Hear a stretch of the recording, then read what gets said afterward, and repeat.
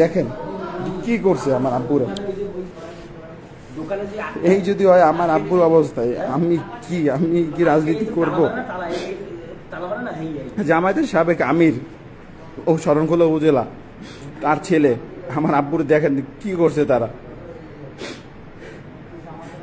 ছেলের সামনে বাপের অবস্থা যদি এরকম হয় তার থেকে এর থেকে লজ্জার কিছু নাই আমার কাছে। আর আমার গলায় দড়ি দেওয়া উচিত, এই রাজনীতি আমার করার দরকার নাই।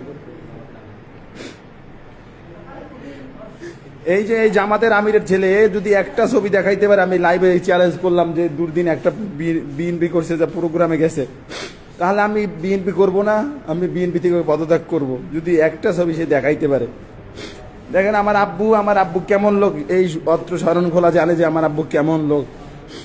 আমার আব্বু জীবনে কোনোদিন কারোর সাথে কোনো টাটু খারাপ ব্যবহারও করে নাই, এমনকি গায়ে হাত তো দূরের কথা। আমার আব্বু কোনোদিন কারোর সাথে ঝগড়া বাজায় না, এমনকি আমাদেরকে যারা কুপাইছে তাদেরকেও সে মারতে দেয় না।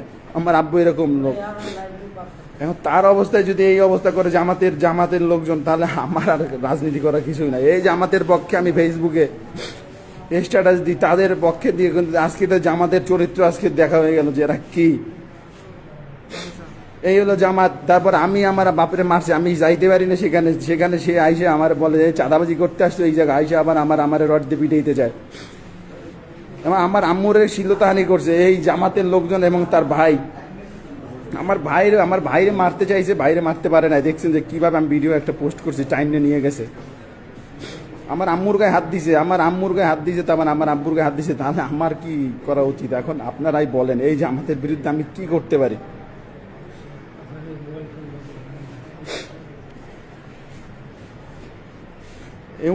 উনি এই যে বিএনপির নাম, যে ওনার বাপ হলো জামায়াতের সাবেক আমির শরণখোলা উপজেলার। ওনারে দেখতে মনে হয় যেন কি হুজুর, উনি কোনো কিছুই বুঝে না। আমার কি বলবো, আমার বাপের এই অবস্থা করছে। আওয়ামী লীগ থাকতে তো আমার বাপের গায়ে এরকম কেউ হাত দেওয়ার সাহস করে নাই। এখন যদি এই জামাতের লোকজন যদি এইভাবে আমাদেরকে হাত দেয় বা আমার বাপের গায়ে মারে, তাহলে আর কিছু করার নাই।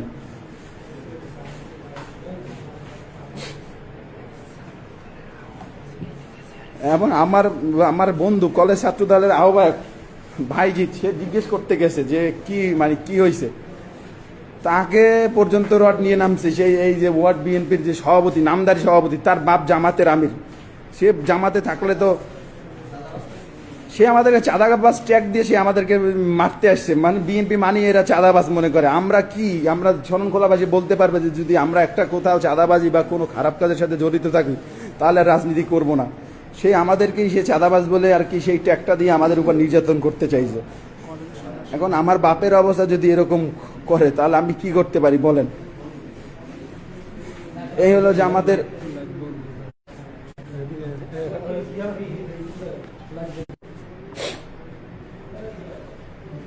আপনারা জানেন দুর্দিনে আমি এমন কোনো প্রোগ্রাম নাই যে মিস করেছি। আমি 28 অক্টোবর পরবর্তীতে নাশকতা মামলা খাইছি। আমি পরবর্তীতে আমার একটা বাইট ছাত্রদল করে তারে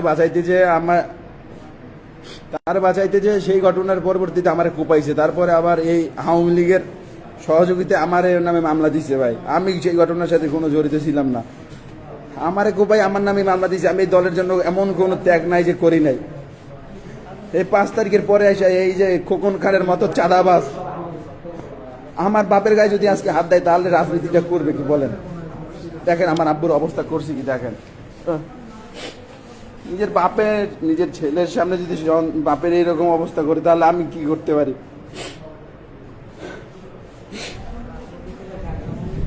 আপনাদের কাছে বিচার দিয়ে গেলাম। হয়তো আমরা ভদ্র ফ্যামিলির, আমরা প্রতিশোধ নিতে পারবো না, কিন্তু আপনাদের কাছে বিচার দিয়ে গেলাম। আমি যতদিন এই জামাতের বিরুদ্ধে আমি পক্ষে যাই বিভিন্ন পোস্ট দিছি, এর জন্য আমি ক্ষমা প্রার্থী। এদের চরিত্র তো আজকে দেখলেন।